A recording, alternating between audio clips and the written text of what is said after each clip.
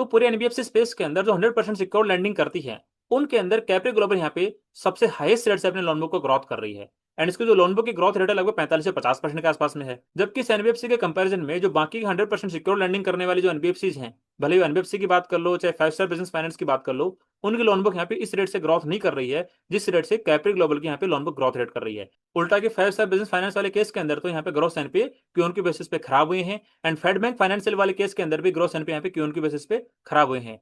But हाँ, ये कह सकते हैं कि एसबीएफसी फाइनेंस वाले केस के अंदर यहाँ पे ग्रोथ एनपी क्यों उनकी बेसिस पे खराब नहीं हुए हैं, बट इसकी लोन बुक यहाँ पे लगभग 25 से 30% ग्रोथ करती है। मतलब पूरे एनबीएफसी स्पेस के अंदर जो 100% सिक्योर लैंडिंग करती है उसके अंदर कैप्री ग्लोबल यहाँ पे सबसे हाईएस्ट रेट से अपने लोन बुक को ग्रोथ करा रही है। एंड बात कर लेते हैं रिटर्न ऑन इक्विटी के पर्सपेक्टिव से, तो कैप्री ग्लोबल का रिटर्न ऑन इक्विटी यहाँ पे कंसिस्टेंटली क्यों उनकी बेसिस पे इंप्रूव होता हुआ दिखाई दे रहा है। एंड बात कर लेते हैं स्टॉक के वैल्यूएशन के पर्सपेक्टिव से, तो यहाँ पे आप देख पा रहे होंगे कि कैप्री ग्लोबल का स्टॉक यहाँ पे 2.5 से 2.6 के price to book ratio trade कर रहा है। मतलब एक ऐसी एनबीएफसी जिसकी एसेट क्वालिटी क्यों की बेसिस पे इंप्रूव हो रही है।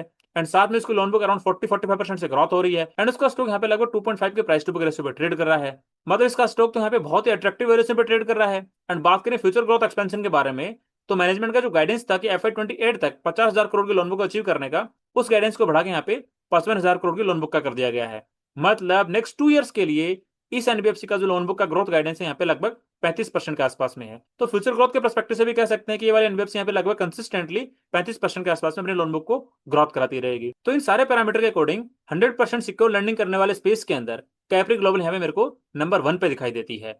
ये जस्ट मैंने मेरा पर्सपेक्टिव शेयर किया है, ये मेरी तरफ से कोई स्टॉक रिकमेंडेशन नहीं है।